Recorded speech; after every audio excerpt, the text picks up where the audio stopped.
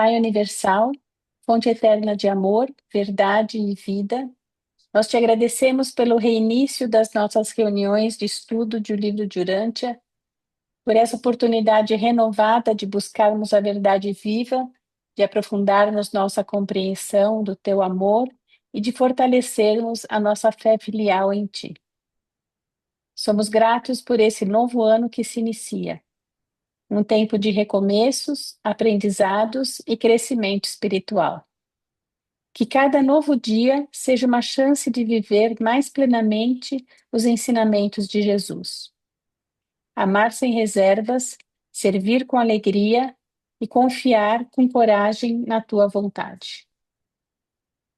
Pai misericordioso, pedimos que derrames sobre todos nós a tua misericórdia, sabedoria e discernimento. Ilumina nossas mentes para compreendermos a verdade, fortalece os nossos corações para praticarmos o bem e guia as nossas decisões para que reflitam a justiça, a humildade e o amor. Que os homens e as nações aprendam a cultivar o diálogo, a escutar com respeito, a buscar a harmonia acima do conflito e a escolher os caminhos da paz verdadeira, a paz que nasce do reconhecimento de que nós somos todos seus filhos. Que possamos ser instrumentos vivos do teu amor neste mundo, semeando a compreensão onde houver divisão, esperança onde houver o medo, e fraternidade onde ainda existir a distância entre os corações. Pai eterno, receba a nossa gratidão, a nossa confiança e o nosso compromisso de caminharmos juntos como irmãos, na luz da verdade e no serviço amoroso à humanidade. Assim seja. Assim seja. Obrigado, Sussu. Muito bem. Muito bem-vindo a todos mais uma vez. Vamos começar a nossa leitura, então, dando continuidade ao nosso estudo lá da vida e dos ensinamentos de Jesus. Já estamos aí quase que na reta final, no documento 192. Falta este e mais 3 documentos só para terminarmos, né, o livro. E aí retomarmos lá do início, como fazemos sempre. Bom, muito bem. Alguém quer nos ajudar aqui com a leitura? Estamos aqui no documento 192, item 3. Eu posso. Então, vamos lá. Muito obrigado, Egli. 3. No Monte da Ordenação. Ao meio-dia do sábado, 22 de abril, os 11 apóstolos reuniram-se como indicado no monte perto de Cafarnaum e Jesus apareceu entre eles. Essa reunião ocorreu no mesmo monte em que o Mestre os havia designado como seus apóstolos e como embaixadores do reino do Pai na terra. E essa foi a 14ª manifestação moroncial do Mestre. Naquela ocasião, os 11 apóstolos ajoelharam-se em um círculo em volta do Mestre e ouviram-no a repetir as missões deles, viram-no reproduzir a cena da ordenação e do mesmo modo como eles foram selecionados para o trabalho especial do reino. E para eles, tudo isso foi como uma memória da sua primeira consagração ao serviço do Pai, exceto pela oração do Mestre. Quando o Mestre, o Jesus moroncial, orou, nesse momento, em um tom de majestade e com palavras tais de poder que os apóstolos nunca tinham antes ouvido.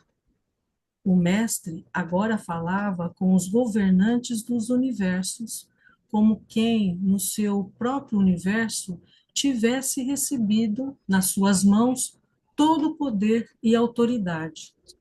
E esses 11 homens nunca esqueceram a experiência de reconsagração moroncial à promessa anterior como embaixadores. o mestre passou apenas uma hora nesse monte com os seus embaixadores e, depois de fazer uma despedida afetuosa a todos, desapareceu das suas vistas. E ninguém, durante toda uma semana, viu Jesus. Os apóstolos realmente não tinham a menor ideia do que fazer, não sabendo se o mestre tinha ido para o Pai. Nesse estado de incerteza, permaneceram em Batsaida. Tinham medo de ir pescar, de que então ele viesse falar com eles e que deixassem de vê-lo. Durante toda essa semana, Jesus esteve ocupado com as criaturas moronciais na terra e com os assuntos da transição moroncial que ele experienciava nesse mundo. Obrigada. Muito obrigado, Egli. Muito bem. Boa noite, Roberto e Leonai. Boa Alguém noite a quer todos. fazer? Boa noite. Alguém quer fazer alguma observação, algum comentário desse texto?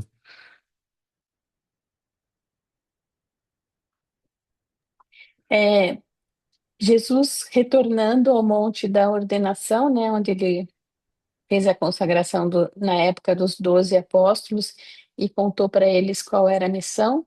E agora Jesus, o Jesus moroncial, volta ao mesmo monte da ordenação, falando agora com os 11, né, porque Judas já não está mais com eles. E já não é o mesmo Jesus, né, porque ele é o Jesus moroncial agora. Então, ele renova, mas ele corrobora, né, a missão de cada um, conta de novo para cada um qual é a sua missão, lembra cada um qual é a sua missão, e revela que mesmo ele não estando ali, em algum momento lá na frente ele vai falar que o Espírito da Verdade vai estar com eles e vai estar orientando eles na divulgação desse Evangelho do Reino. E então é como se fosse uma confirmação dizendo assim, olha, não importa, Deus está dentro de vocês e vai guiar vocês no cumprimento dessa missão que vocês receberam quando eu ainda estava aqui e que continua confirmada agora que eu me fui, né? Que é agora que eu vou ao Pai. Então, acho que é uma reafirmação, né? Os apóstolos acho que se sentiram a confirmação dessa missão que eles tinham. Então, não desistam, eu não vou estar com vocês, mas vocês continuem a sua missão. Acho que é mais ou menos isso. Bom, Sussuzinha, diga lá, Egli. Assim, o que a Sueli comentou realmente é isso mesmo. Achei tão bonito, assim, eles em círculo, fazendo da mesma forma que ele ordenou. É como se estivesse retomando um compromisso que eles já tinham tido, né? Então, é reforçando ou renovando um compromisso da ordenação, né? E como embaixadores do reino. Achei muito lindo esse momento assim sublime mesmo. Só apenas um comentário. Legal. É interessante a gente ter uma observação também, é de fato Jesus aí reforçou ou reordenou os, os apóstolos como embaixadores do reino, mas era perceptível também como eles ainda estavam bastante perdidos, o que era bastante natural, sem saber o que fazer, apesar de ter recebido tantas orientações. Então fica por onde que eu começo, né? O que que eu tenho que fazer, né? E esse era um momento que eles estavam vivendo ali e que a gente vai ver daqui a pouquinho. Pedro faz a primeira oratória dele e aí realmente acho que eles começam a despertar para o trabalho que eles realmente têm que fazer, independente de Jesus estar presencialmente ao lado deles ou não. Então, Muito bom esse texto aí com essa reordenação. Bom, vamos lá, vamos continuar então com a nossa leitura aqui. Quem nos ajuda agora? Nós vamos falar da reunião à beira do lago. Posso ler. Obrigado, Lilian. A reunião à beira do lago. A notícia das aparições de Jesus espalhava-se pela Galileia, e a cada dia um número maior de crentes chegava à casa de Zebedeu para perguntar sobre a ressurreição do Mestre e para saber a verdade sobre essas tão comentadas aparições. Pedro, no início da semana, comunicou que uma reunião pública aconteceria junto ao lago, no próximo sábado, às 3 da tarde. E assim, no sábado, 29 de abril, às 3 horas, mais de 500 crentes dos arredores de Cafarnaum estavam reunidos em Betsaida para ouvir Pedro pregando o seu primeiro sermão público desde a ressurreição. O apóstolo conseguiu o melhor de si, e quando acabou o seu eloquente discurso, poucos dos seus ouvintes duvidavam de que o Mestre tivesse ressuscitado dos mortos. Pedro terminou seu sermão dizendo: Nós afirmamos que Jesus de Nazaré não está morto. Declaramos que ele levantou-se da tumba. Proclamamos que ouvimos e falamos com ele. No momento em que acabara de fazer essa declaração de fé, lá ao seu lado, em plena vista de toda aquela gente, o mestre apareceu na forma moroncial e, dirigindo-se a eles em um tom familiar, disse: A paz esteja convosco, e a minha paz eu a deixo convosco. Depois de aparecer e de falar a ele, assim, desculpe, e de assim falar a eles, ele desapareceu da vista de todos. Essa foi a 15ª manifestação morancial do Jesus ressuscitado. Devido a certas coisas ditas aos 11 apóstolos, enquanto estavam em conferência com o Mestre, no Monte da Ordenação, os apóstolos tiveram a impressão de que o seu Mestre iria em breve fazer uma aparição pública diante de um grupo de crentes da Galileia, e que depois que o tivesse feito, eles deveriam voltar para Jerusalém. Em consequência disso, logo cedo no dia seguinte, domingo 30 de abril, os 11 deixaram Betsaida indo para Jerusalém. Ensinaram e pregaram bastante no caminho, Jordão abaixo, e, desse modo, não chegaram na casa dos Marcos, em Jerusalém, a não ser na quarta-feira, 3 de maio, bem tarde. Esse foi um triste retorno ao lar para João Marcos. Poucas horas antes de chegar em casa, o seu pai, Elias Marcos, morreu repentinamente de uma hemorragia no cérebro. Se bem que o pensamento na certeza da ressurreição dos mortos tivesse confortado em muitos apóstolos na sua tristeza, ao mesmo tempo lamentaram verdadeiramente a perda do seu bom amigo, que os havia apoiado fortemente, mesmo nas horas de grandes problemas e decepções. João Marcos fez o que pôde para confortar a sua mãe, e falando por ela, convidou os apóstolos a continuarem fazendo da sua casa o seu lar.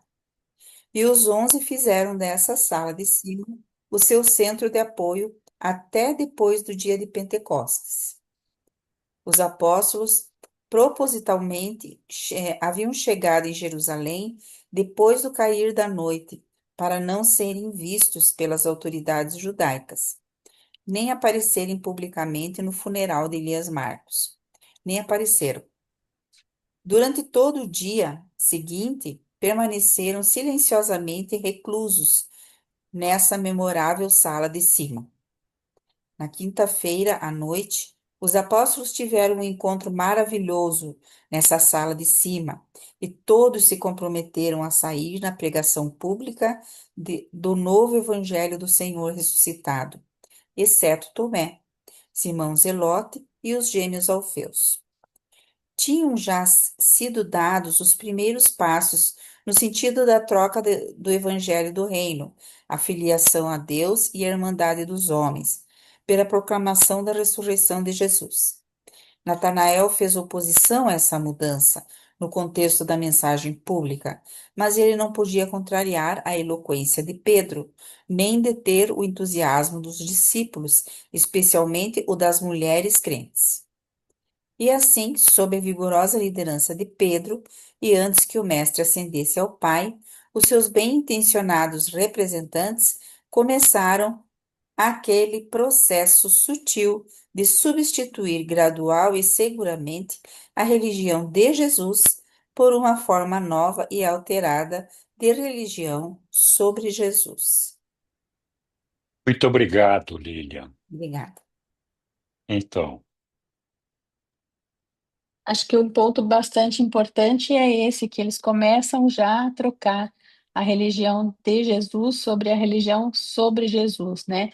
A religião de Jesus ele veio aqui para apresentar o Pai a nós e para nos apresentar ao Pai. Então, é, nos falar que nós temos um Pai amoroso e que nós todos somos irmãos.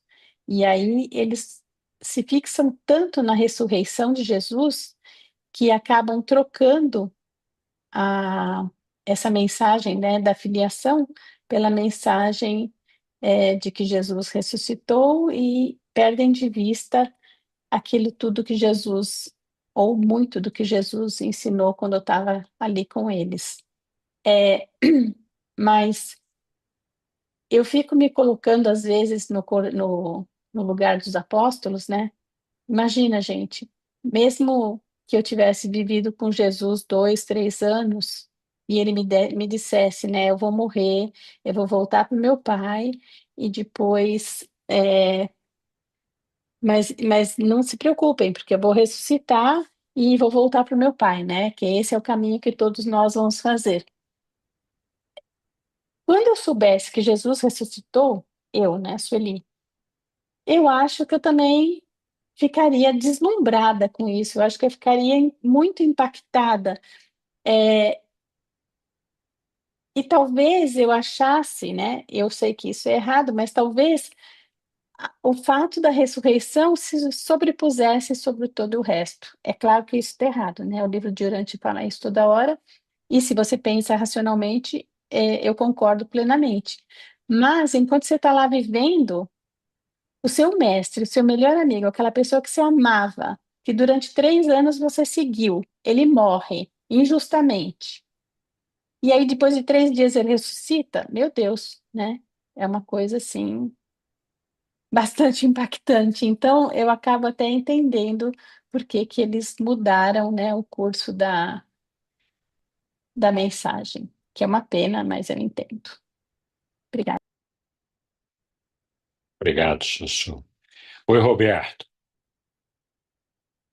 Oi, Henrique. Boa noite, pessoal. Boa Olha, noite. eu vou dar a minha interpretação a respeito dessa afirmação da distinção entre a religião de Jesus e uma religião sobre Jesus. Eu interpreto que a religião de Jesus é a religião vivida por Jesus Cristo. É uma experiência pessoal interior. Então, quando a gente fala na religião de Jesus, a gente está falando na maneira como Jesus Cristo se religava e comungava com Deus. E nos traz também esse desafio de nós também, pessoalmente, no coração da nossa alma, viver essa experiência de amor espiritual que religa a nossa pessoa humana a pessoa de Deus. Então, a religião de Jesus é uma experiência pessoal, interior e espiritual. E eu interpreto que uma religião sobre Jesus é sobre os eventos históricos e os fatos que aconteceram com a pessoa de Jesus Cristo na forma humana. Então, é um ponto de vista exterior do Mestre. Então, eu acho que, como o próprio Jesus Cristo ensina, que a verdadeira religião do Espírito é uma experiência pessoal, em todos os casos, a gente deve aprofundar os conceitos sobre a realidade exterior, sobre os fatos materiais dos eventos terrenos e se voltar para a experiência pessoal interior de comunhão com Deus, o Pai, o Filho e o Espírito, e com a pessoa espiritual de Jesus Cristo, a Mãe Espírito Santo, que está em espírito e verdade presente conosco agora. É isso. Obrigado, Roberto. Mais alguém?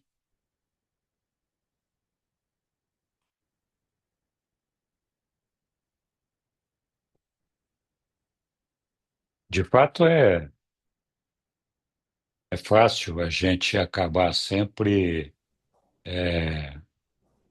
focando a atenção Boa em noite. outras coisas, né? A gente vai lá, boa noite, Maria. A gente vai no casamento de um casal de amigos, importante, felizes por estarem se casando ali, se unindo, formando uma família. E o que chama a atenção da maioria dos convidados é o vestido da noiva, os comes e bebes, é, enfim, a gente pouco se concentra e se foca no evento importante, que é o fato de dois amigos estarem se unindo numa vida amorosa para constituir uma família, que é, de fato, a razão daquele evento, a razão da presença de todos nós quando ali estamos, né? Então,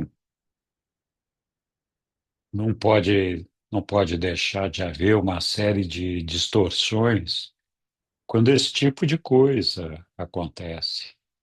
A gente perde, é claro, o significado, o valor mais importante da coisa. É evidente que a ressurreição de Jesus era um evento a ser celebrado e comemorado, não só pelo fato dos apóstolos poderem perceber que o mestre deles havia confirmado aquilo que já havia dito, que ele iria ressuscitar, e de todos eles, assim como nós sabemos que Jesus não morreu, e mais do que isso, que com esse evento a gente perceber que esse é o prêmio que nos espera na medida em que nós praticamos a religião de Jesus. Então, é um evento que realmente deslumbra a pessoa, né? Nós focamos no prêmio e desejamos alcançar o resultado desse prêmio, nos empolgamos com a ressurreição de Jesus, nos animamos com essa ressurreição e muitas vezes pensamos, olha, também vou ressuscitar e vou chegar lá, né? Mas na medida em que a gente perde de vista a verdadeira religião de Jesus, nós vamos ficar concentrados no desejo de alcançar o prêmio e pouco concentrado naquilo que nós temos que fazer para poder chegar lá, né? Vamos deixar de fazer a nossa parte e ficar nos iludindo com, com o resultado final, ao invés de nos dispormos a percorrer o caminho árduo de fazer a vontade do nosso Pai, reconhecer a paternidade do nosso Pai, reconhecer a irmandade dos homens. E aí sim, é, a ressurreição vai ser uma consequência natural de tudo isso daí. Então, acho que esse desvirtuamento faz com que todos nós e nossos irmãos percamos de vista aquilo que realmente é importante na religião de Jesus, de alcançar o reino de Deus. E esse início desse desvirtuamento, que foi muito difícil ou quase impossível de derrubar, porque Pedro tinha o dom da oratória e ele sabia falar apaixonadamente para as multidões que ficavam deslumbradas com essa fascinante ideia da ressurreição de um morto que teria cumprido uma promessa e que teria vindo nos visitar depois. Enfim, todos esses eventos que são, na verdade, espetaculares, né, brilhantes e despertam muitas emoções no nosso coração, é, sem dúvida são importantes, mas não é o que Jesus nos ensinou, né? Esse é o grande problema dessa distorção que perdura até hoje em muitas das religiões seculares institucionalizadas que estão por aí, com todos os seus dogmas, falando de tantas coisas que, na verdade, nos amarram, nos aprisionam, ao invés de nos libertar, para que a gente possa entender que o importante é só cumprir a vontade do nosso Pai, que é justamente de reconhecer a paternidade de Deus sobre nós e a nossa irmandade. E esse sim é o ponto relevante, e que, infelizmente, as religiões perderam de vista ao largo desses anos todos, em virtude desse desvio, né, da atenção daquele ensinamento de Jesus para aquilo que causou deslumbre e motivação para todos os seus apóstolos e seus seguidores. Uma pena que tenha acontecido assim. Diga lá, meu amigo Bauman, Feliz Natal para você. A Lúcia disse que você estava chegando com uns passinhos assim na surdina. Então, diga lá. Não, desejar a vocês um ano novo bem feliz, bem realizador para todos nós. Mas eu queria só me associar ao que o Roberto falou, que realmente ele sintetizou muito bem. Eu também compreendo que é a religião de Jesus, né? Ele é uma religião interior e pessoal. Isso significa dizer que não precisa de mais absolutamente nada para que a consequência dessa religião tem no ser humano, né? Que é a formação de uma alma nova, baseada no ensinamento do ajustador dentro do homem. Ele cria um ser psicológico que resiste à morte, né? Permanece. E é quem vai dar a ele a identidade nas regiões de Morons. E Jesus não deixou nada por dizer a respeito desse assunto, de que ela é uma religião interior, né? E muito menos de que essa religião ela tem é a nova mensagem que habilita o homem a ser um ser eterno. Não ficou nenhuma dúvida. Mas mesmo assim, para ver como a coisa não é, apesar da clareza dele pessoalmente falar isso para os apóstolos, e ele aparecer para dizer para nós que a consequência daquela religião ele está comprovando pela ressurreição dele mesmo, e mesmo assim, logo depois, eles já estão aqui eles não entenderam e já estão aqui armando essa fase seguinte do que a gente poderia considerar como sendo o cristianismo, entre aspas, né? Foi o que surgiu nesses dois últimos anos. E o problema continua o mesmo da época, né? Aqui Natanael separou-se deles, né? Outros que não eram dos 12, mas também saiu de perto de Pedro, de Santiago e mesmo de Paulo, depois, porque já não divergiam. Você vê que aqui Natanael faz oposição a essa mudança no contexto da mensagem pública. Natanael já está querendo dizer, olha, não é isso aí não. A religião é uma religião interior e é a religião de Jesus, não é uma religião sobre ele, né? Sobre os eventos que ele proporcionou para nós, para poder provar que tudo que ele havia dito era verdadeiro. Então, essa questão da religião interior, isso aí é uma dificuldade muito grande que nós temos, porque o cristianismo se distorceu muito e, em vez de ser um apoio, uma ajuda, passou a ser um estorvo, né? Uma pedra no caminho de quem quer, do pesquisador. É mais ou menos isso que eu queria dizer. E essa questão de ser interior, ela significa dizer, não é nem dizer, é levar ao homem que não tem, precisa de absolutamente mais nada. Nada espirituoso, né?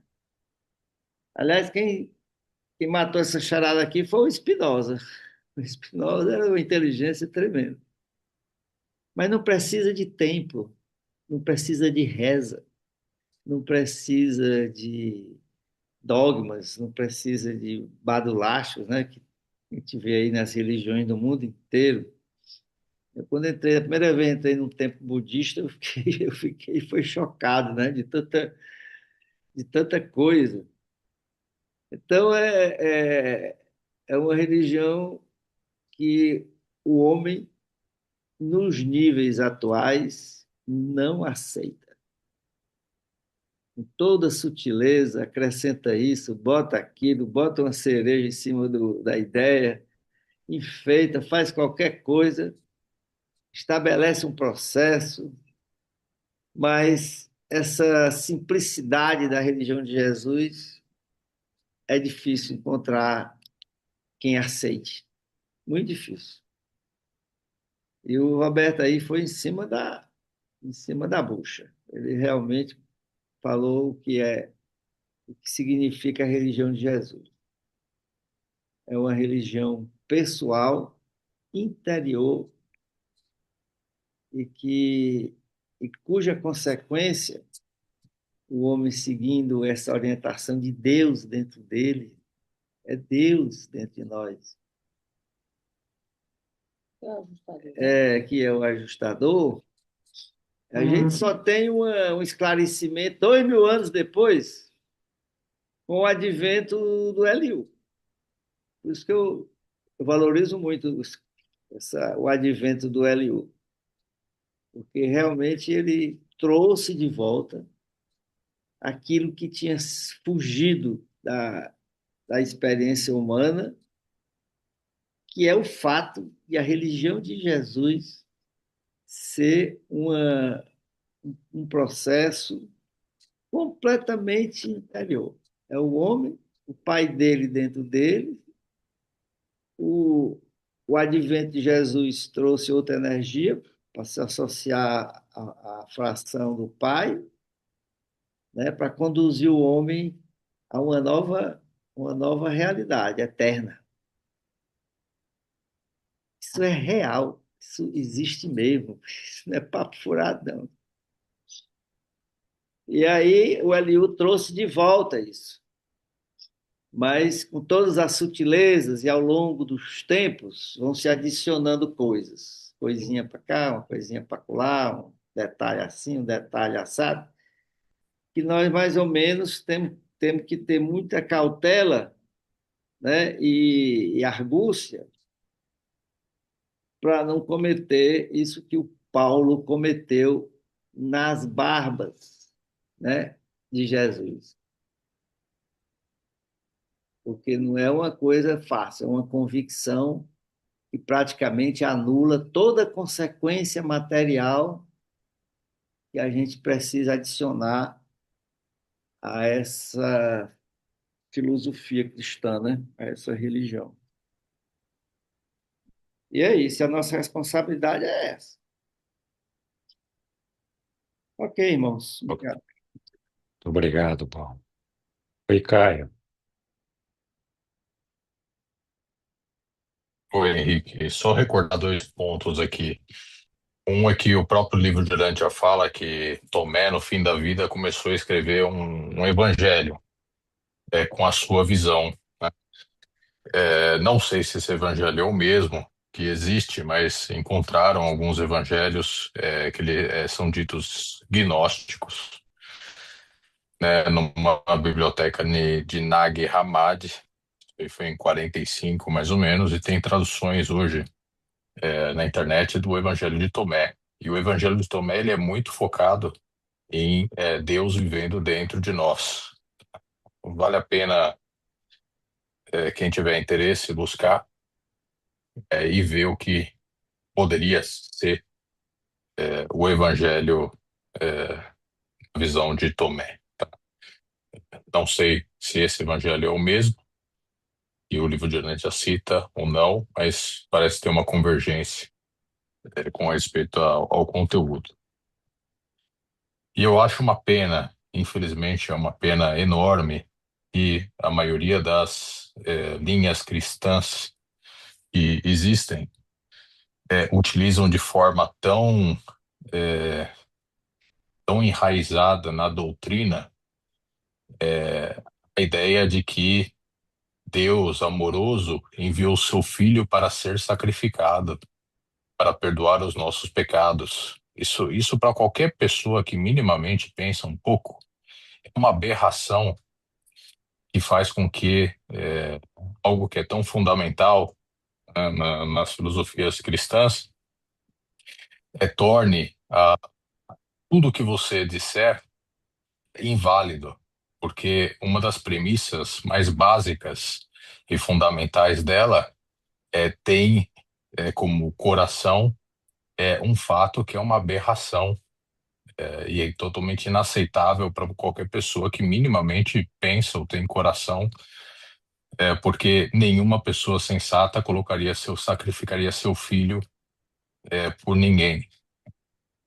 Então, é uma pena porque muitas pessoas, eu acho que racionais e que têm uma sede de repente, saber melhor, né, sobre religião, sobre Deus, acabam entrando numa linha agnóstica ou mesmo de descrença total de Deus, porque dentro das filosofias que existem por aí, o que elas vão encontrar como parte mais primária é essa aceitação, ter que aceitar esse tipo de fundamento que não tem sentido algum.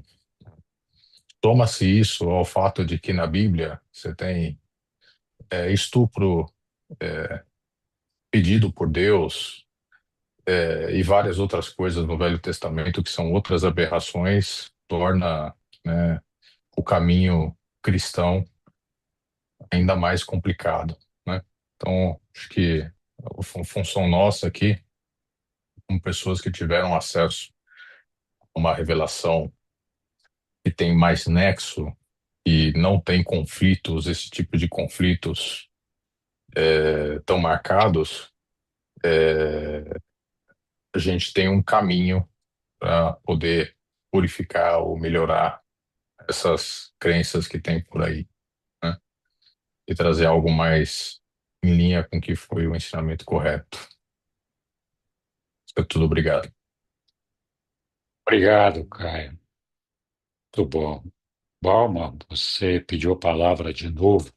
Vamos lá. É só para lembrar que essa influência aí que o Caio falou, muito pertinente, é que é a influência do judaísmo, né?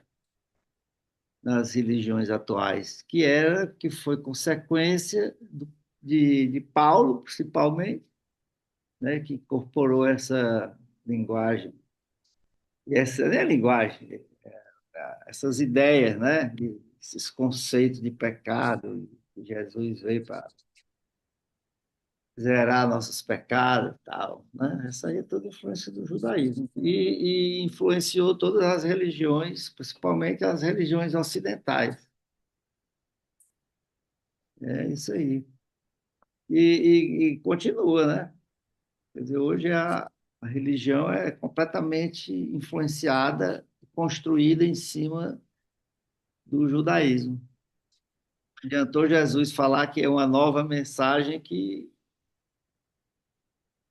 no, generalizadamente ele não conseguiu obter essa transformação pela vinda a partir dele, né? Mas é isso mesmo, o trabalho é um trabalho longo, né? Requer séculos e milênios, mas é isso mesmo, a influência do judaísmo foi muito grande. Obrigado. Ah, foi a Hélio. Boa noite a todos, bom vê-los. Alguns poucos dias de férias já deixou saudade. Que bom que retornamos. É um prazer enorme Bom, participar dessa congregação. Podia, por favor, igualmente. colocar na tela o texto que foi lido? Eu não acompanhei a leitura, mas eu vi aqui o 7. Está lá na tela, Hélio. Muito bem. Eu vou comentar em relação ao que está no texto e vou comentar também em relação ao que eu ouvi aqui a partir do Balmo. No segundo parágrafo do 7, diz assim: tinham já sido dados os primeiros passos no sentido da troca do evangelho do reino, a filiação a Deus e a irmandade dos homens pela proclamação da ressurreição de Jesus. Na sequência, no 8, o 8 está visível? Ah, O 8 segue. E assim, sob a vigorosa liderança de Pedro, destaque para vigorosa, destaque para liderança e destaque para Pedro, e antes que o mestre, destaque para o antes, ascendesse ao Pai, os seus bem-intencionados representantes começaram aquele processo sutil de substituir gradual e seguramente a religião de Jesus, destaque para o D, por uma forma nova e alterada, destaque para alterada, de religião sobre Jesus. Muito bem. Aqui, nós vamos acompanhar na leitura até o documento 196, que já começou a mudança do Evangelho de Jesus, e que chega nos nossos dias nas religiões institucionais. Muitos falam aqui de religião pessoal, sugerindo que uma religião pessoal contraria uma religião coletiva, ou seja, como se fossem opostos. Se você tem uma religião pessoal, você não pode ter uma religião coletiva porque elas são conflitantes. Aí você começa a ver o Evangelho de Jesus que fala de filiação, que fala de paternidade, que fala de reino. E eu fico imaginando como isso é possível se a pessoa não congrega, se não existe o coletivo que associa as vontades e as escolhas individuais. Muito bem, esse é um ponto. A partir do que eu ouvi do Bauman sobre essa história de religião coletiva em oposição à religião individual, salvo se eu entendi errado. Como harmonizar a escolha de uma religião pessoal, todos os ensinamentos, a guia de conduta, com a participação do coletivo. Vale dizer que nós estamos aqui num grupo coletivo. Todos nós fizemos uma escolha a partir do fato que nós lemos o livro, lemos e estudamos o livro de Urântia, mas estamos aqui numa sala falando desse assunto coletivamente. E muitos de nós tomaram para si o desafio de levar essa mensagem para outros.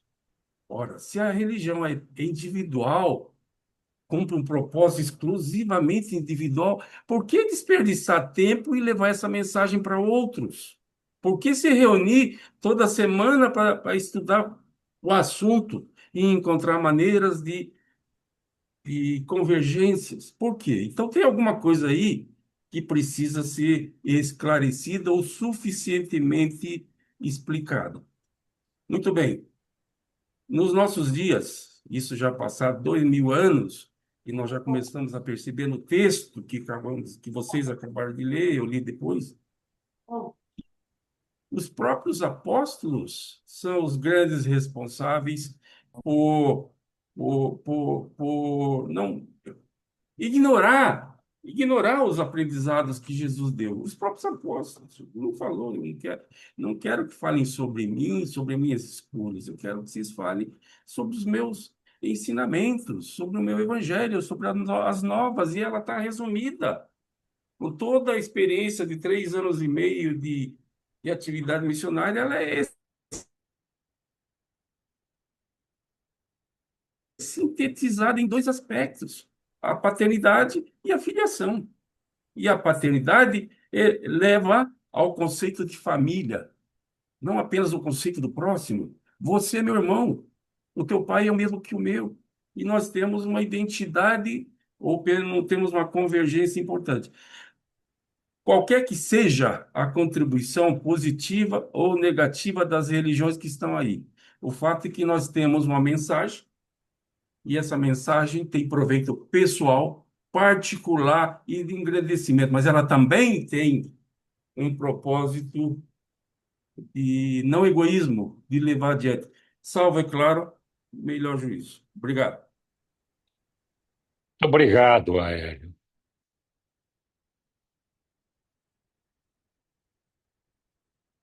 Oi, Roberto.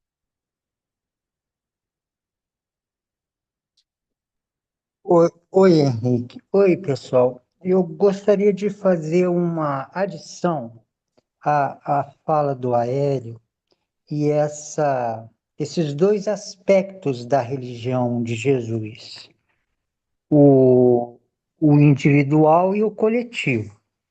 Eu resumo assim o Evangelho de Jesus Cristo: amar a Deus sobre todos e amar ao próximo como a si mesmo.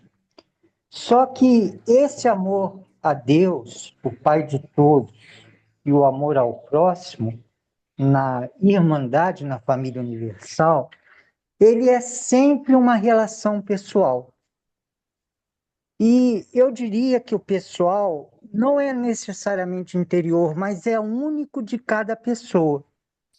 Então, existe experiências coletivas na Terra, você vai na igreja de cimento e tijolo, existe uma irmandade humana, mas é pessoal. E quando é pessoal, é único de cada pessoa.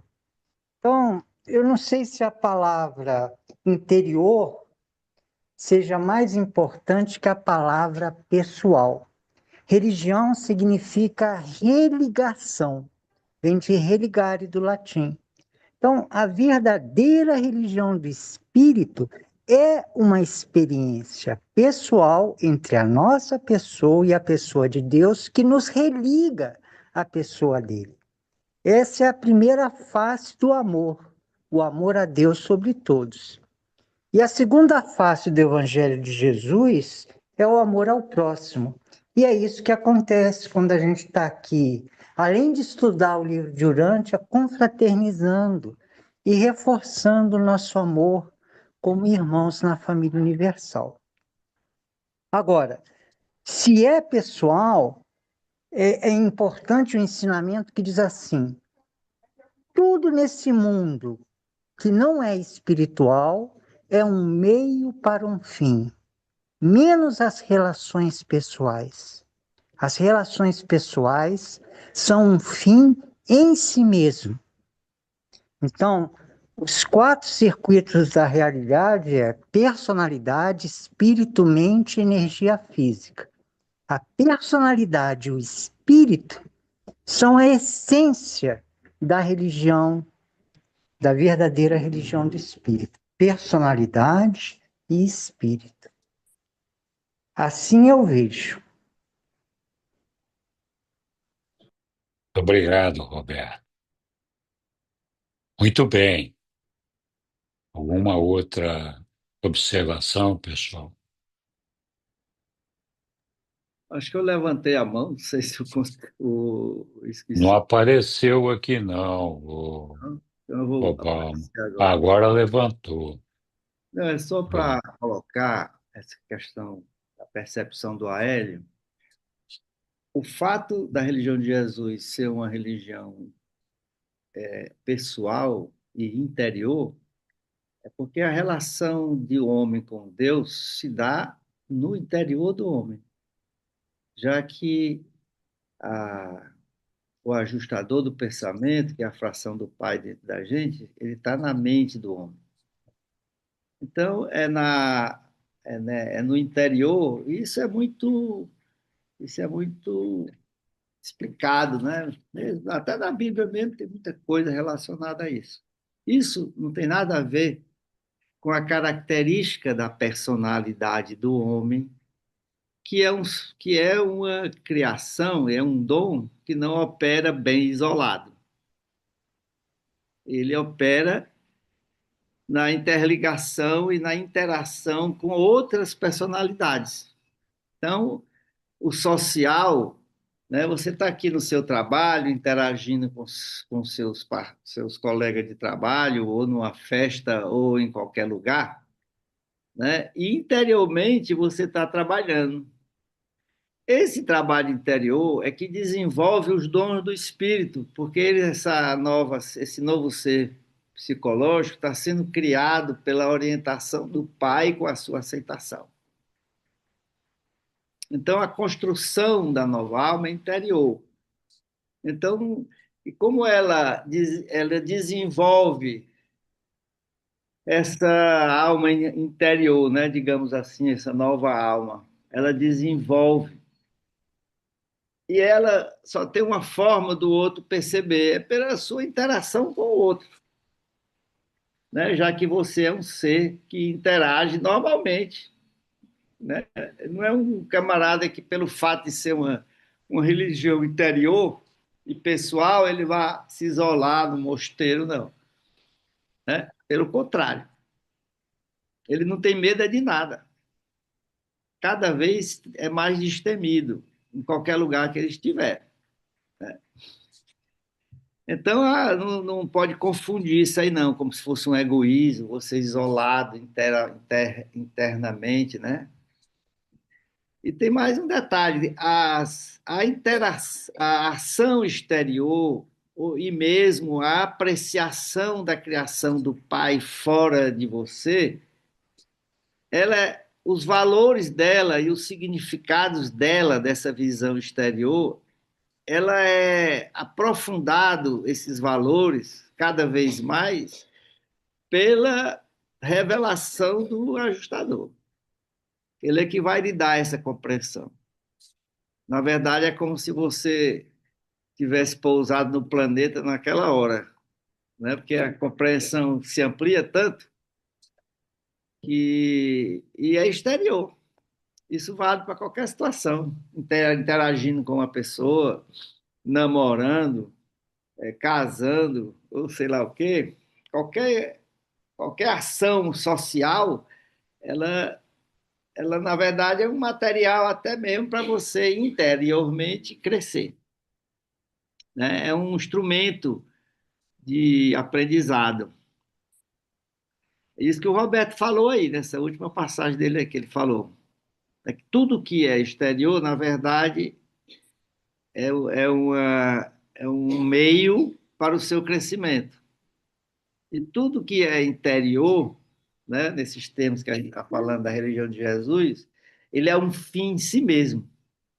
Ele é o próprio crescimento dele, a proporção que ele está trabalhando. Só ele está tendo essa consciência já é uma forma muito já avançada de se desenvolver. Ok.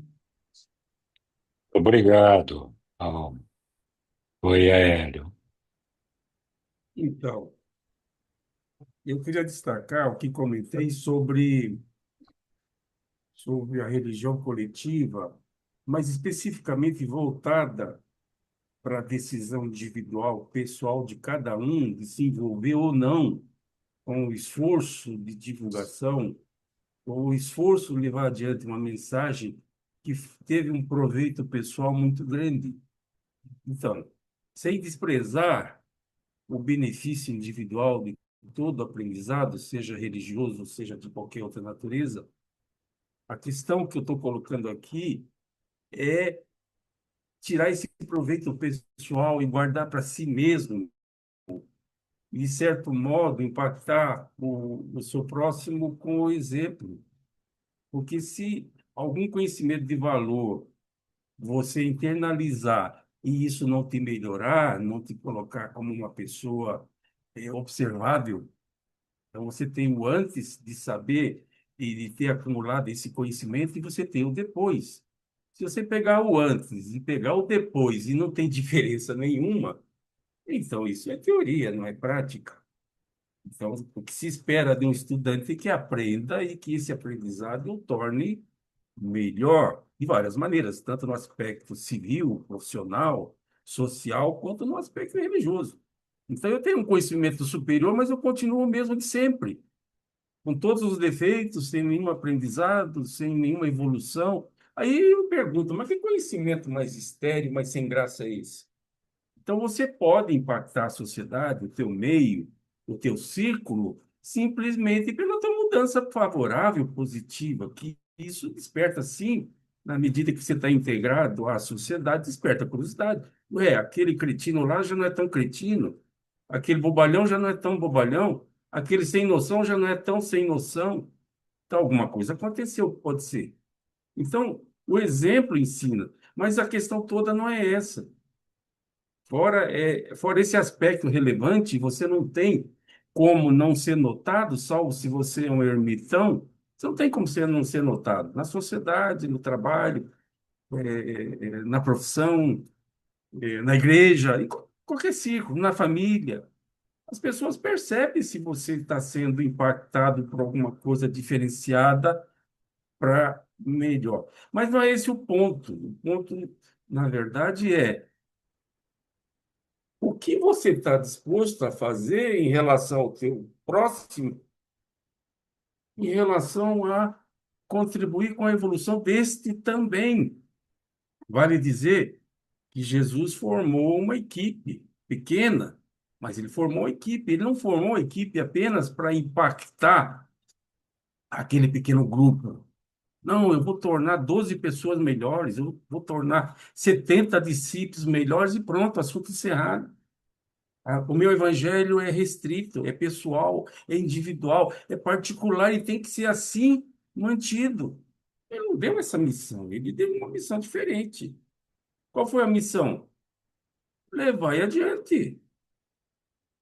Então, o ponto relevante aqui não é discutir o benefício é, de um aprendizado superior em termos individuais, no sentido de fazer escolhas boas. Não é nesse sentido.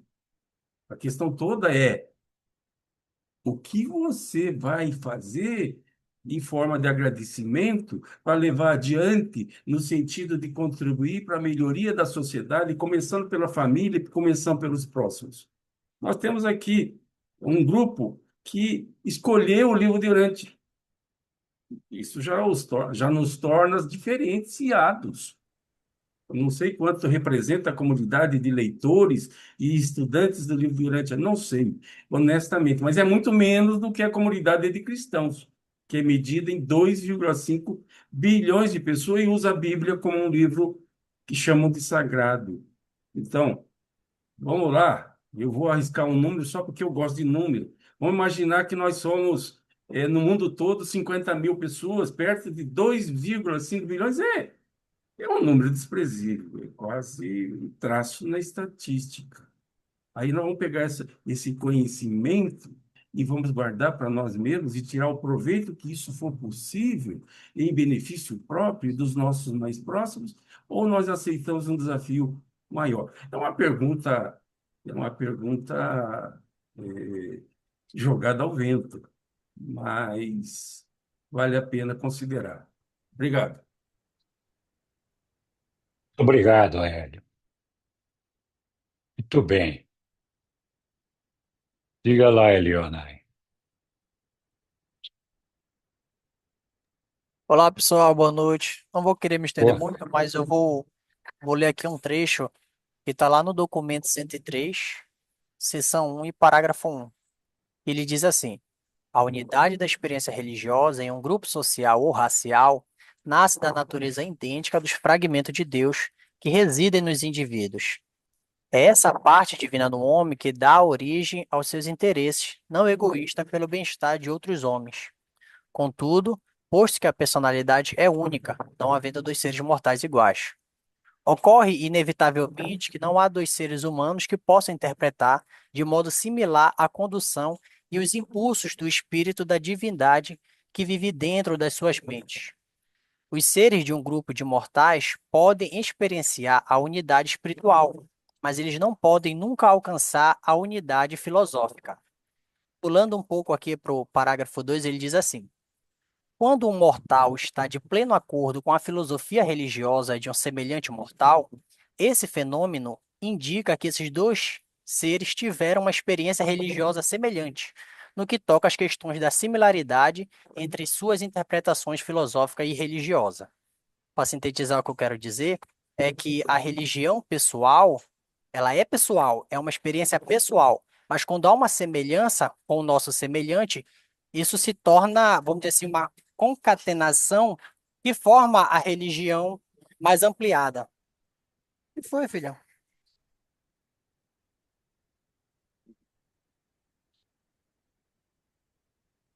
Bom, pessoal, é isso que eu queria dizer, que meu filho veio aqui chorando. Mas era isso. Obrigado, Eliona. Bom, bom. Hoje temos réplicas e réplicas. Diga lá, bom. Não é tréplica nem réplica, porque eu não vou discutir essas coisas, não. A gente apresenta o que a gente compreendeu, e aí cada um processa como. Mas o que eu quero ainda falar é o seguinte: primeiro, essa a necessidade de você contribuir para a salvação do coletivo. Essa missão é uma missão que gerou o distúrbio que iniciou aí o processo da que nós estamos nos referindo a esse texto recém-lido aí. Logicamente, você ama seus irmãos por uma consequência automática da sua compreensão que vem do seu interior, né? E que essa e que a forma mais eficaz de você contribuir, e eu acho que isso é uma característica da religião de Jesus, é você fazer a sua parte. E, logicamente, você vai extravasar aquilo que você aprendeu do próprio Pai dentro de você. Essa é a grande contribuição que você vai dar. Acontece que, quando se fala, e o Paulo promoveu isso, né, e o Pedro também ajudou, é que você quer salvar a humanidade. E esse processo é individual, é por isso que leva milhares de anos. E a transformação é individual. Logicamente, a proporção que fica cada vez fica uma massa maior que tem essa compreensão, aí a disseminação vai ficando cada vez mais rápida, na minha compreensão, né? Porque vai se disseminando na prática das pessoas, na sua vida diária. Então, esse esforço de, por exemplo, o caso do LU, né? O LU tem que ser divulgado, né? Mas ele tem que ser divulgado, né? Ele não tem para que alguém, assim como eu, que dei de cara com ele num momento importante da minha vida espiritual, né, e religiosa, aí para mim era mesmo que era uma coisa maravilhosa, eu achei uma coisa maravilhosa. Mas por quê? Porque a religião, o desenvolvimento é interior individual, né? Porque o coletivo ele está sendo tomado aí pelas religiões naturais. Mas para encerrar aqui a minha participação, eu já falei muito, eu queria ler, é a última folha do LU, essa é a última folha do LU. O grande desafio ao homem moderno é realizar uma comunicação melhor com o monitor divino que reside dentro da mente humana.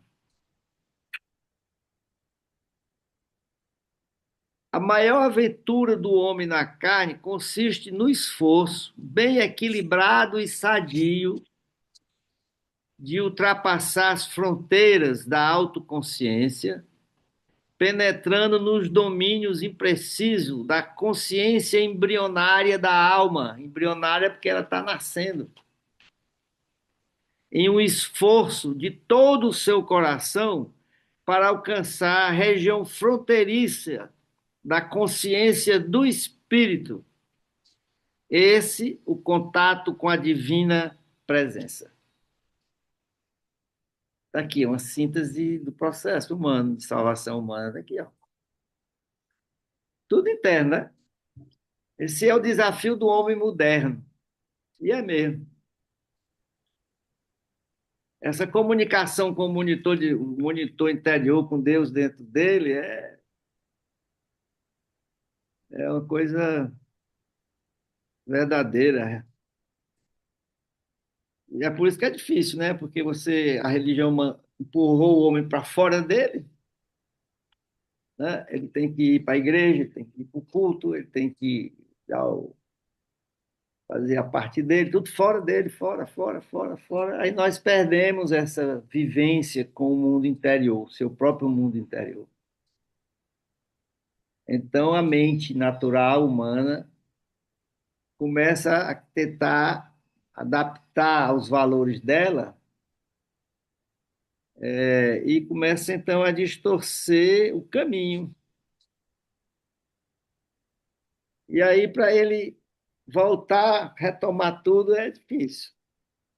O Eliuzinho aqui foi que trouxe para a humanidade essa possibilidade. Ele está só no começo. Ok, prometo que não vou mais falar.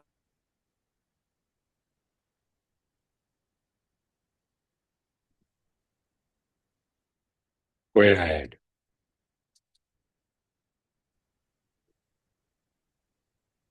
Então, ainda que as pessoas digam que eu gosto de polemizar, e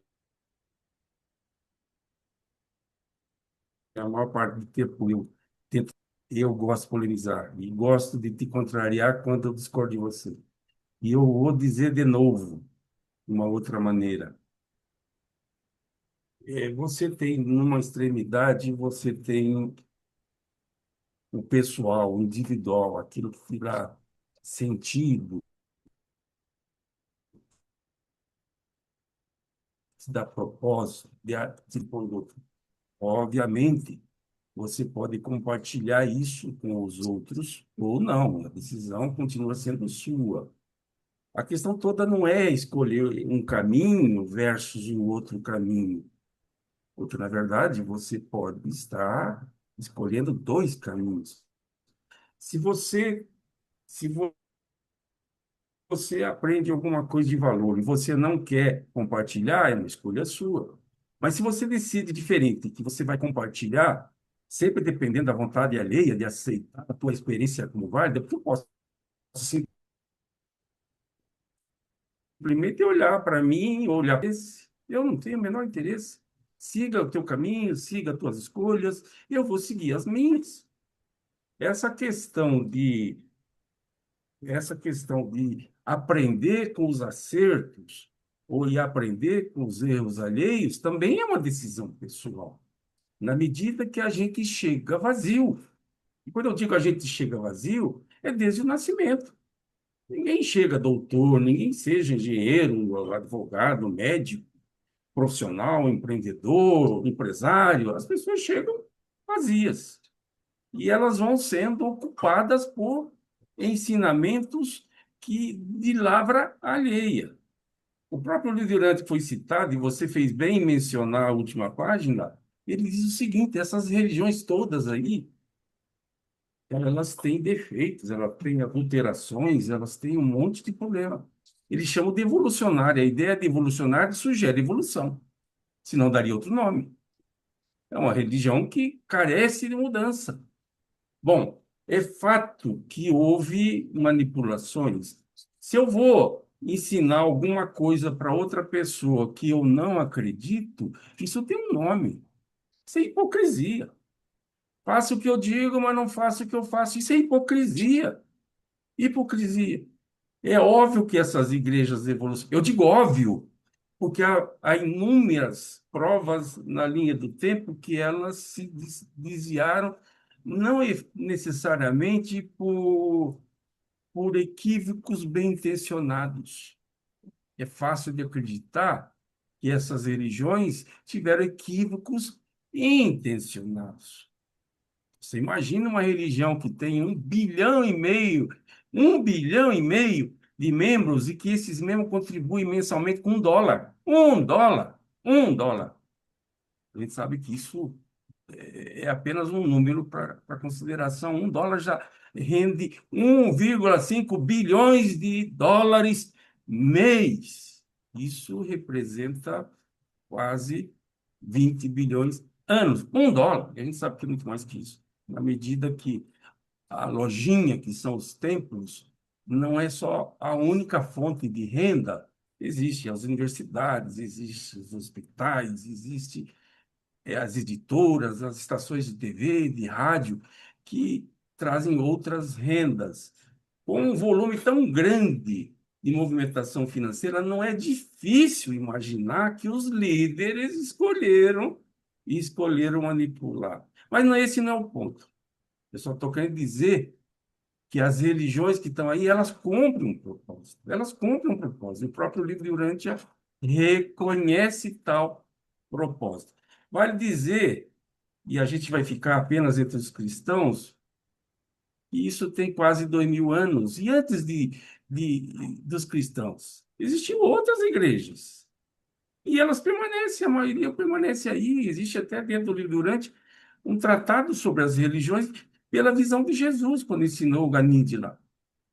Ou seja, nós não estamos falando só das igrejas cristãs, nós estamos falando das religiões. O mundo está com em torno de 8 bilhões de pessoas, os cristãos representam apenas um terço. E os outros 2 terços são ateus? São ateus. Eles não praticam religião nenhuma? Eles praticam religião, sim. Eles acreditam em Deus? Sim. Pode não ser o meu Deus, pode não ser o seu Deus, mas eles acreditam em Deus. E quando a gente falar em religião, nós não podemos limitar aos cristãos, salvo, é claro, o melhor juízo. Grato, obrigado. Eu me estendi demasiado. Pessoal, nós vamos avançar na leitura aqui, que ficou cansativo essa. Vamos lá, vamos avançar. Quem vai nos ajudar agora? Estamos no documento 193. Posso ler. Então vamos lá, diga lá. Obrigado. Últimas aparições e ascensão. A 16ª manifestação moroncial de Jesus ocorreu na sexta-feira, 5 de maio, à noite, no jardim de Nicodemos, por volta das 9 horas. Nessa noite, os crentes de Jerusalém haviam feito a primeira tentativa de congregarem-se desde a ressurreição. Reunidos ali, naquele momento, encontravam-se os 11 apóstolos, o grupo das mulheres e amigos e ainda cerca de 50 outros discípulos importantes do Mestre, incluindo alguns gregos.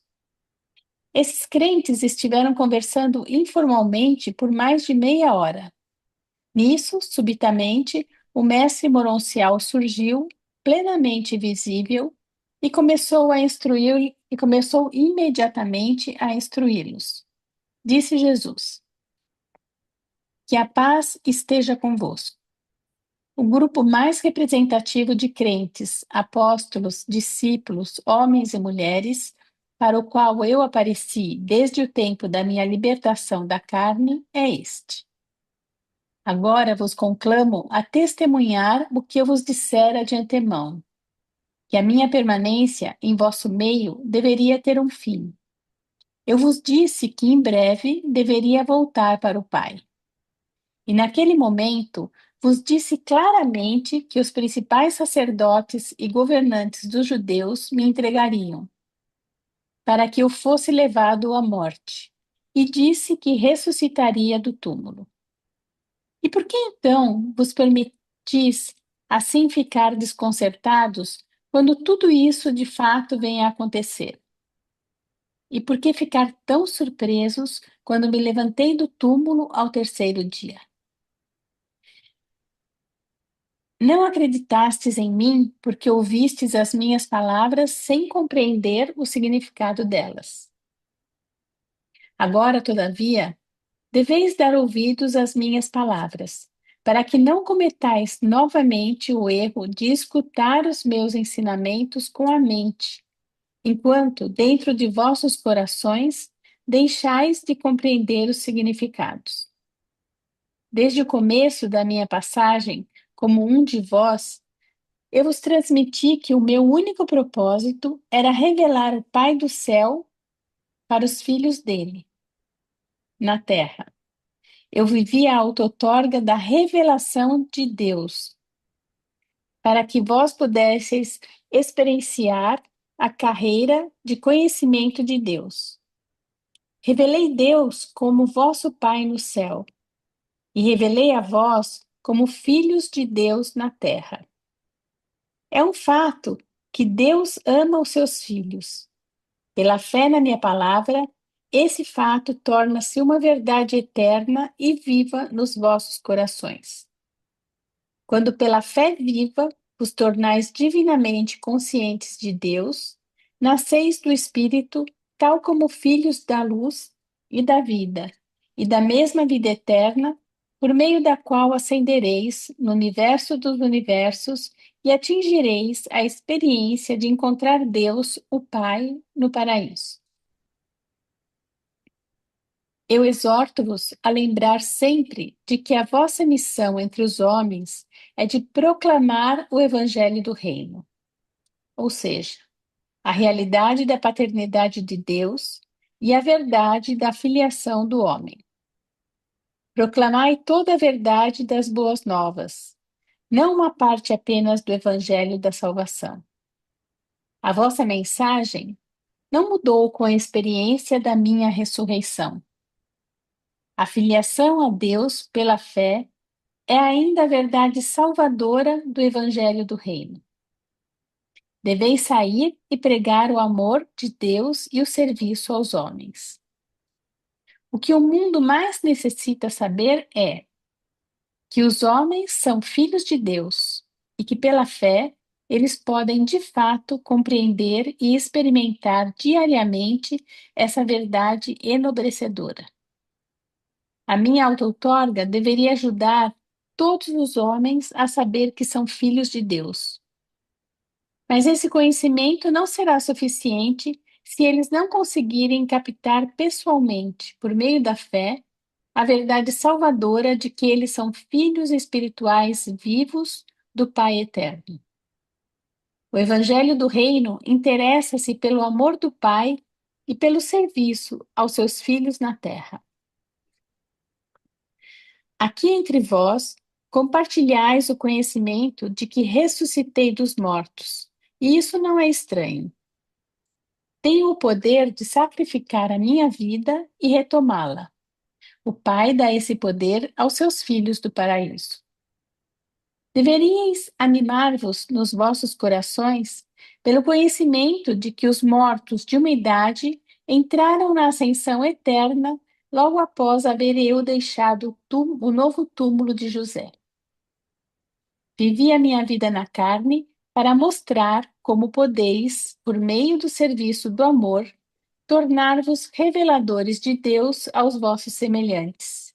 Do mesmo modo que, amando-vos e servindo a vós, eu me tornei o revelador de Deus para vós. Entre vós eu vivi como filho do homem, para que vós e todos os outros homens soubesseis que todos são de fato filhos de Deus. E pois, ide agora a todo o mundo pregar esse evangelho do reino do céu a todos os homens. Amar os homens como eu vos tenho amado. Servir aos semelhantes mortais como eu vos servi. De graça recebestes, e de graça deveis dar. Devereis permanecer em Jerusalém apenas até que eu vá para o Pai, e até que eu vos envie o Espírito da verdade. Ele irá conduzir-vos até a verdade mais ampla, e eu irei convosco a todo mundo. Estarei sempre convosco, e a minha paz eu a deixo convosco. Quando acabou de falhar-lhes, o mestre desapareceu da sua vista. E já era quase o romper do dia quando esses crentes dispersaram-se, havendo permanecido juntos durante toda a noite, falando com seriedade sobre as exortações do mestre e refletindo sobre tudo o que havia acontecido. Tiago, Zebedeu e outros apóstolos expuseram-lhes sobre a experiência deles com o mestre moroncial na Galiléia e explicaram como ele havia por 3 vezes aparecido a eles. Uma, Obrigado, Sussu. uma coisa que me chama a atenção é assim, né? Jesus relembra tudo o que havia acontecido e tudo que ele já havia anunciado, sua morte, sua ressurreição, o retorno ao Pai. Então, com os apóstolos, o problema não foi falta de informação, porque Jesus já havia avisado a todos eles todo o roteiro de tudo o que ia acontecer. Mas foi uma falta de compreensão espiritual. Por quê? Jesus fala isso ali em algum momento. Eles ouviram com a mente, mas ainda não haviam entendido, né? Não tinham compreendido ainda com o coração. Ele fala alguma coisa assim, que eles escutaram os ensinamentos com a mente, enquanto dentro dos corações eles não compreenderam os significados. E aí, eu vejo bastante, principalmente comigo, né? Porque primeiro eu sempre me analiso para depois olhar para o outro. Acontece bastante disso com o Lu, né? A gente tenta entender palavra por palavra, letra por letra, intelectualmente, e às vezes se esquece de compreender com o coração. Então, acho que isso é um aviso para a gente. Queria falar isso só. Muito obrigado, Sussuzinha. Alguém mais quer falar, fazer alguma observação?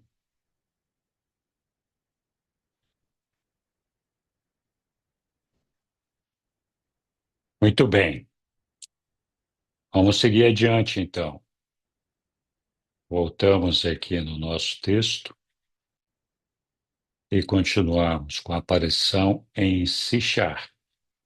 Alguém quer ler para a gente?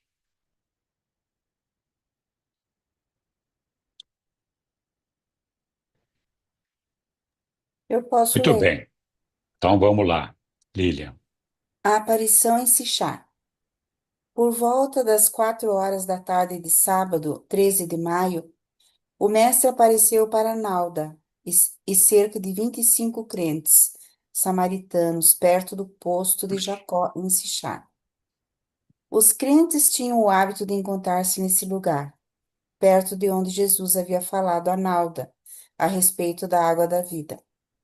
Nesse dia, exatamente quando haviam acabado as suas discussões sobre a descrição da ressurreição, Jesus apareceu de súbito diante deles e então disse: A paz esteja convosco.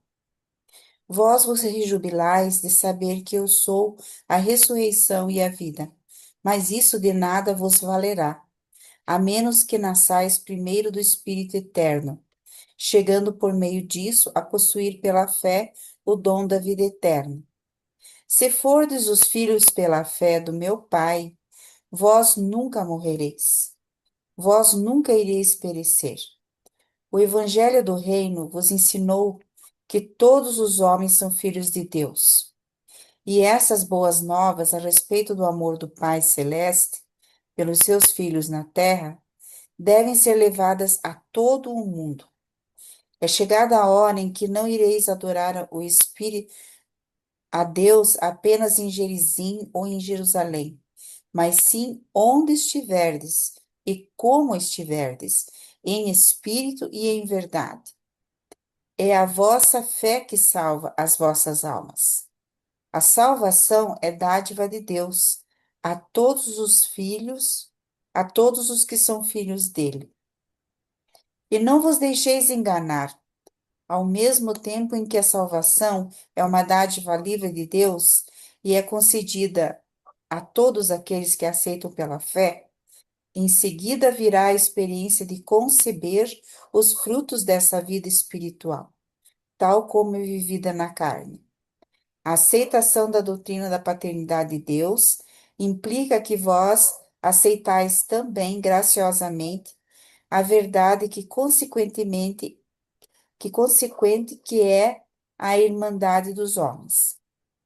E se o homem é vosso irmão, ele é mais do que o vosso semelhante, a quem o Pai exige que ameis por vós próprios. Sendo da vossa própria família, não só amareis ao vosso próprio irmão com uma afeição familiar, mas também servireis a ele como serviríeis a vós próprios. E assim amareis e servireis ao vosso irmão, porque sendo mesmo meus irmãos, vós fostes amados e servidos por mim.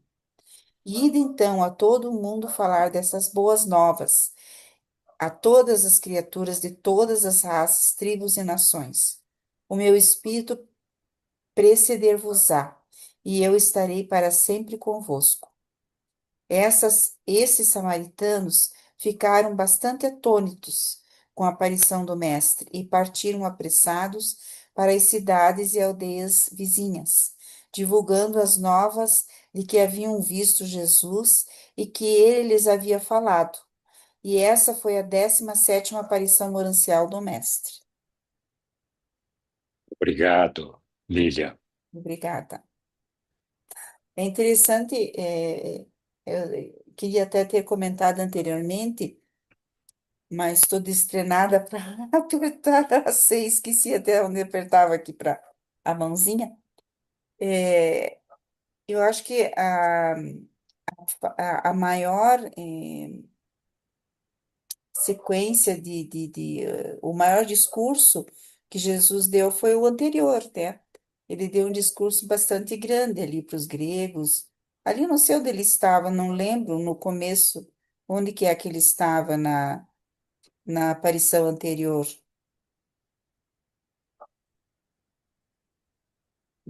Da sessão anterior ali, aqui ele estava com os samaritanos, né? E essa anterior, que ele deu um discurso longo, muito lindo, não é? Jardim de Nicodemos. 9 horas. Isso em Jerusalém, né? Ah, é. Isso. Dos crentes em Jerusalém. Achei interessante. E que ele enviou a todos, né? Ali, aqueles que estavam ali, não sei quantos que eram ali. E ele falou, e ele disse, e novamente ele colocou, né, a importância de que não é tão importante a ressurreição, ele coloca ali. Não é importante, não é tão importante a minha ressurreição. E não adianta que vocês acreditem na minha ressurreição se vocês não testemunharem, se vocês não viverem o evangelho, né, a boa nova, se não amarem os seus irmãos, né? Então, eu achei interessante ele dar essa dica, né? Essa questão aí. Muito menos, não sei por que cargas d'água, que os cristãos, né? Começaram a propagar a, a veneração à cruz, né? Que é mais o que se faz entre os cristãos, né? Que se venera a cruz e a cruz é colocada em todos os altares das igrejas. Tudo bem, a cruz é importante, que foi o maior, vamos dizer assim, expressão de amor de Jesus, mas, como todos os outros falaram, esse Deus que mora em nós, ele fica em segundo plano, né? Você fica olhando a morte de Jesus, a ressurreição de Jesus e a vida e a vida nossa com o Espírito o Espírito Santo, né? No caso que os cristãos eles falam o Espírito Santo ou ajustador de pensamento para nós os leitores do livro, fica em segundo plano, né? Essa essa relação nossa com Deus assim. Porque quando eu frequentava a igreja, eu, eu me atinha mais à adoração a Deus. Não a minha vivência do Evangelho, mas a minha adoração a Deus na figura de Jesus. Na figura de Jesus e a veneração a Maria, né? Que no caso é dos católicos. Mas ali no livro de Urântia você aprende a essência. Você aprende que existe um ajustador do pensamento, um Deus dentro de você e que você tem que viver esse relacionamento com Ele, né? E saber que você é filho de Deus, isso é maravilhoso. Saber que você é filho de Deus é maravilhoso, né? E que a tua missão é amar o teu irmão. E pronto. E é isso que nós devemos divulgar, né? Achei interessante isso. Muito bom, Lilian. Muito obrigado. Alguém mais quer se manifestar? A melhor coisa da vida é nós sabermos que nós somos filhos de Deus, né? Gente, isso nos dá tudo. Tudo que nós quisermos, nós temos do nosso lado, porque nós somos filhos de Deus, né? Não tenho que discutir, não tenho que procurar mais nada, não tenho que fazer mais nada. Só de nós termos a nossa consciência de que nós somos filhos de Deus, não tem mais aonde procurar mais coisa nenhuma. E o mais interessante é que a mensagem de Jesus foi muito clara e em várias partes, né, ele fala que nós somos filhos de Deus e que nós somos uma irmandade. Todos nós somos irmãos. O documento 5 aí, ele fecha tudo aquilo que até agora nós conversamos na reunião de hoje. O documento 5, né? Ele é claro, bastante claro. A mensagem de Jesus Cristo, ela é direta a cada um de nós. Então, nós temos que ter consciência de que aquilo que nós precisamos repassar são as nossas próprias experiências, né, que a gente consegue adquirir através do nosso conhecimento de Jesus Cristo. Basta que, na realidade, a gente coloque em prática. O mais importante é que a gente coloque em prática. É ação. Porque Jesus Cristo é ação. Ele é vivo e nós precisamos ter certeza disso. Muito obrigado. Obrigado, Leopoldo. A religião de Jesus é essa, né? Ele insistentemente repetiu nesses últimos textos que nós lemos aí ao longo de tudo. Então, Deus é nosso Pai. E não tem como nós acharmos que Ele é Pai exclusivo só meu. Se Ele é nosso Pai, Ele é Pai de todos.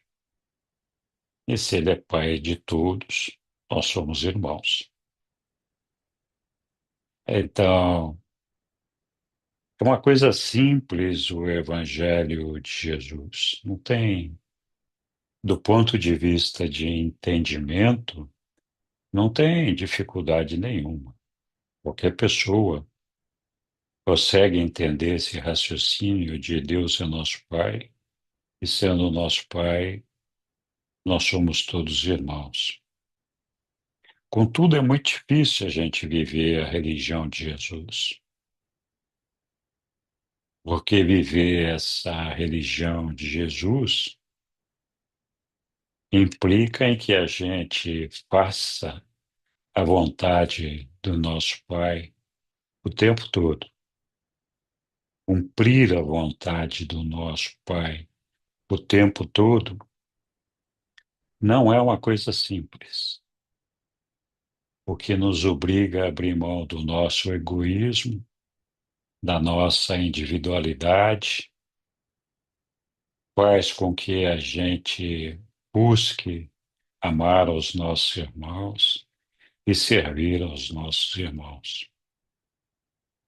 Então, a religião de Jesus é simples, mas com toda a simplicidade dela, ela não é para os fracos. Na verdade, muitas pessoas fogem da religião de Jesus porque essa simplicidade não é fácil de ser cumprida. Ela nos obriga a pensar sempre na nossa jornada, no nosso caminho de amor e lealdade ao nosso Pai para chegar até o nosso destino final. E isso faz com que nós tenhamos que pensar nesta nossa vida como uma coisa transitória, a qual nós não devemos dar importância material, e sim dar importância apenas o que nela aprendemos. É evidente que a gente precisa de defender as nossas necessidades materiais, mas sem os apegos que nos escravizam e nos afastam do nosso Pai. É por isso mesmo que é difícil, porque a filiação ao nosso Pai é uma filiação fundamentada na nossa fé, e a nossa fé, muitas vezes, escapa à nossa compreensão da realidade. Enquanto a vida material aqui, nós podemos tocar, ver, sentir, perceber, e parece ser mais real do que realmente ela é, porque nós a percebemos com os nossos cinco sentidos, e a única maneira de superar isso seria por meio da fé, que é um sentido que nós desenvolvemos, não incorpora o nosso elemento físico, mas sim o nosso espírito. Então precisamos elevar a nossa consciência espiritual e nos aproximar de Deus para ter a força necessária de admitir conscientemente, com amor, a paternidade desse Pai e aceitar que todos os homens, todos os nossos semelhantes, são nossos irmãos. Muitas vezes, em outras oportunidades, diante dos conflitos, das guerras, das lutas, das divisões, das polêmicas, eu sempre tenho dito que o grande problema da humanidade é a falta de Deus no coração dos homens. Porque se nós realmente abraçarmos conscientemente e espiritualmente essa ideia de que Deus é o nosso Pai e todos nós somos irmãos, nós não precisamos nenhum líder para nos guiar que não seja o nosso Pai, não precisamos de ninguém nos dizendo o que é certo e o que é errado. Nós sabemos exatamente qual é a vontade do nosso Pai. Então, é difícil mesmo. A gente, mundo, essa relação nossa, desse desenvolvimento, dessa ligação com o nosso Pai, além do propósito de nos salvar, de conduzir até Ele, tem o propósito de que nós mostremos ao mundo que nós somos de Jesus. Todos aqueles que seguem a Jesus são reconhecidos como filhos de Jesus. Jesus mesmo se cansou de dizer isso. Pelas suas ações, pelos seus atos, vós os reconhecereis, né? Então, o que o mundo precisa, se nós realmente desenvolvermos esse espírito de amor pelo nosso Pai e verdadeiramente temos essa fé fortalecedora que nos inspira e que faz com que nós dediquemos ao nosso Pai uma lealdade suprema, incapaz de traí-lo, incapaz de nos desviar do nosso destino. Então, se nós somos capazes disso, nós devemos, sim, representar. O mundo precisa ver Jesus de novo aqui na Terra. Nós somos capazes de ver Jesus por meio do Espírito da Verdade, mas não todos os homens ou todas as mulheres são capazes de ter essa percepção. Abençoados aqueles e bem-aventurados aqueles que têm essa possibilidade desse discernimento, dessa cooperação com o Espírito da Verdade, de sentir Jesus dentro do nosso coração. Então, se nós somos abençoados, o que o mundo precisa é ver Jesus outra vez aqui na Terra. Mas ele não vai voltar para se fazer mostrar a todos nós. Ele deixou um legado e nós é que temos essa responsabilidade de contribuir para que a humanidade seja melhor a cada dia e é a oportunidade para que todos os homens sejam felizes e possam viver essa paz de Jesus. E a maneira da gente fazer isso é vivendo a paz de Jesus, é praticando a paz de Jesus, não praticando o desamor, não praticando o desentendimento, não fomentando a fofoca, não fomentando as desavenças, não entrando em questionamentos políticos. Quanto mais nós argumentamos, mais afastados nós estamos do amor do nosso Pai. Se a gente precisa argumentar muito, alguma coisa está errado. Ou nós não entendemos a mensagem do nosso Pai, ou queremos convencer as outras pessoas de que nós temos razão. E não é esse o ponto. Nós queremos ser felizes, felizes com o nosso Pai, felizes com o nosso irmão. Nós não queremos ter razão. Razão tem o nosso Pai. Nós não precisamos substituí-lo. Nós não precisamos ser o dono da verdade. A gente só precisa se entregar a esse Pai, amar, adorar, senti-lo no nosso coração, desejar sempre fazer a vontade dele, aconteça o que acontecer.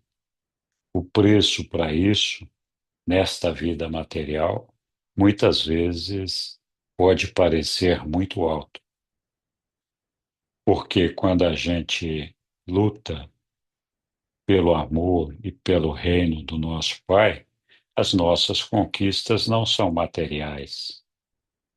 E nós temos, infelizmente, essa dualidade que faz com que nós nos tornemos extremamente dependentes, escravizados pela matéria e pelas coisas que no dia a dia nos acontecem. A nossa vida é tão breve aqui, tão curtinha, E sim, podemos até ter dificuldades e ter problemas a serem superados aqui. Mas se tivermos fé e amor no nosso Pai, percebendo que Ele está ao nosso lado, lutando conosco no dia a dia e fazendo com que nós possamos seguir adiante, revelando a Jesus através do serviço e do amor a todos os nossos irmãos, com paciência, com tolerância, com amor e com dedicação, nós estaremos certamente revelando Jesus. Sempre lembrando que os apóstolos se sentiram perdidos na falta da presença do Mestre fisicamente e muitas vezes se deixaram levar por suas emoções. Nós não temos que salvar o mundo das dificuldades econômicas dele. Nós não temos que salvar o mundo da miséria dele. Nós não temos que salvar o mundo da fome. Nós não temos que salvar o mundo das doenças. Nós não somos capazes de sozinhos fazermos essas coisas. O que nós temos que fazer é lutar para salvar o mundo do desamor, da falta de fé, da falta de paz, da falta de serviço, tolerância e dedicação a todos os nossos irmãos. Então, quando a gente pensa nesse trabalho de acolher os nossos irmãos, de lutar para que eles se sintam amados e que tem pessoas que se importam com todos eles, na medida em que nós fazemos isso, nós revelamos a Jesus que amou a cada um de nós como se um pai fosse de fato o nosso Criador. Então, estou muito feliz da gente estar todo mundo aqui já retomando este ano aqui. A gente passou um período, pelo menos aqui em casa, muito agradável na companhia dos nossos filhos e nossos netos. Tivemos momentos maravilhosos aqui, mas evidentemente sentimos a falta desse convívio com todos vocês aqui. E é muito bom a gente estar de volta aqui. Estou muito feliz, e a Sussu também, que a gente possa ter retomado as nossas reuniões da segunda-feira. E sempre lembrando que acho que a escola retoma agora em fevereiro, né, Su? Isso, 4 de fevereiro. Isso. E queria também lembrar a todos vocês que agora em fevereiro também nós teremos a troca da diretoria da UAB. A nova diretoria já está empenhada em discutir planos de trabalho e as sugestões de todos são sempre muito bem-vindas. O desejo de apoiar e de trabalhar junto também é muito bom. A gente tem essa disposição e abertura para poder fazer aquilo que é melhor para atender a esse chamado de Jesus de disseminar essa religião de Jesus, que é uma coisa tão simples, que é justamente a paternidade do nosso Pai e a irmandade de todos os irmãos. Se a gente conseguir levar um pouquinho disso no coração de todas as pessoas que nos cercam, nós certamente estaremos progredindo bastante.